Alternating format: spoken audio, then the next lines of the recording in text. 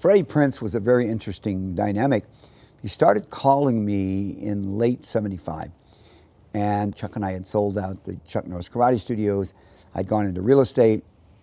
And I was the highest paid martial arts instructor of the time. I was making $200 a lesson. But I decided I can't get to first base if I don't leave home plate. I can't get to second base if I don't leave first base. So I was giving off a lot of my students, Steve McQueen and so on, to Pat Johnson, one of our black belts. So when Freddie called me to teach him, I turned him down. Then a couple of days later, called me again. A couple of days later, he'd call me again. And I kept saying, Freddie, I'm retiring. I'm going into real estate. Kept on. About the fourth or fifth time, I said, Freddie, what's the thing? Why are you persistent when I keep telling you I'm not going to teach you? He goes, I had a friend of mine, and when I was a kid, he said he started studying martial arts when he was 11. He said when we were 15 in New York, he said he was a black belt under a guy I'll let remain nameless, but a pretty well-known guy in New York. And he said, I kept waiting for us to get jumped. I couldn't wait to see this black belt in action and take out a bunch of people. He said, one day we're in the subway and we get jumped by 4 guys. So he said, I'm handling myself, boom, boom, boom. He says, I'm kind of watching out of my eye to see if my friend's going to wipe out these guys. And he said, they just pounded him into the ground. Then they come over and pounded me into the ground. So after it was over, I go, what? You're a black belt. I realized his stuff didn't work. He said, I've heard about you. Your stuff works. I want to make sure my stuff works. So I agreed to teach him. And I was living in a house in Studio City at the time, at a big backyard guest house, which was my gym. Started training Freddie. And the third class, he said, Mr. Wall, he said, I want to spar with you. I said, Freddie, you do not want to spar with me. You don't have any tools. I said, I'll knock you out. So he dropped it, and in a few more lessons, about the 9th lesson, he brought it up again. He said, I want to spar with you. I said, Freddie, I already told you before, if you spar with me, I'm going to knock you out. I don't teach kidding around martial arts. He said, that's okay, I want to know. I said, I got to know that you're the real deal. I've heard your reputation, but I want to know. I said, okay, I'm just going to use my left foot.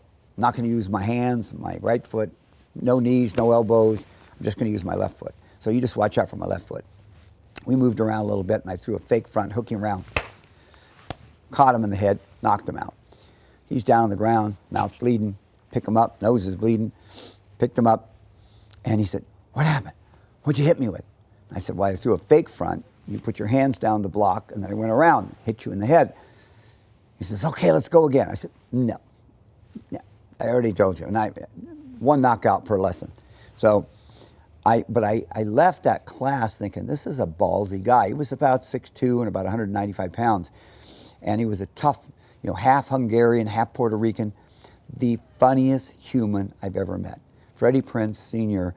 was an amazing comedian. He was just a terrific guy. I loved him to death. He's still, to this day, he died in 1977. He's still, to this day, one of my favorite people. He was just a charmer. But anyway, I kept telling Freddie as I was teaching him, I was giving him tools, and along about the 9th month, Muhammad Ali called, and he wanted to meet Freddie Prinze. And he was then doing The Greatest. And so he's going to stay at the Beverly Hilton Hotel. And so Freddie, I went over there to meet him. Muhammad Ali was on the phone at the time. He was still married to Belinda, who was a black belt in martial arts. When Muhammad got off the phone, he threw a couple of jabs at Freddie. Freddie threw a round kick, hit Muhammad in the head, and he fell over a couch. And he said, what was that? Well, they became friends. And Muhammad wound up having Freddie spar with him, introduced him to George Foreman. And he was just a classic. So about a month after that meeting, Freddie and I were sparring. And I always told Freddie, I said, listen, the one thing I hated about martial arts when I came up was if you ever hit or hurt your instructor, he beat the heck out of you. And I didn't like that, because I thought, you're teaching me. If I do something to you, it's because of your teaching, because of your skill. So I said, you ever hit me, I'm going to stop and congratulate you. Well, the next class, he hits me with a right hand, split my whole right eye open. I stopped. I said, congratulations, Freddie. That's great. Great right hand. You can do a nice fake. He bobbed, he weaved, and he caught me with a nice straight right. So he looks at me, his eyes are like this big, and he runs in the house. And then he runs back out with a towel. He's patting the blood. Then he runs back in the house. I think he's going to go wash the towel. He had a blue Corvette. All of a sudden, he heard, run! Class was not even 2/3 over.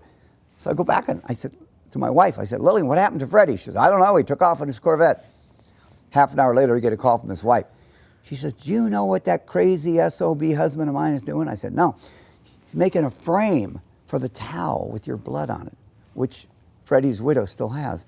And so it cracked me up because he put, on this date in 1976, I hit Bob Wall. This is his blood. He's gotten mine before. It was hysterical. And I realized then that I had elevated teaching from the way I was trained to my students. But Freddie was funny, and he was so talented. Had he lived, he was only 22 when he died, he would have been an amazing martial artist. He was already well on his way, and he was certainly an amazing human being. And it's a real loss for the world to have lost such a genius at such a young age. I love Freddie Prinze.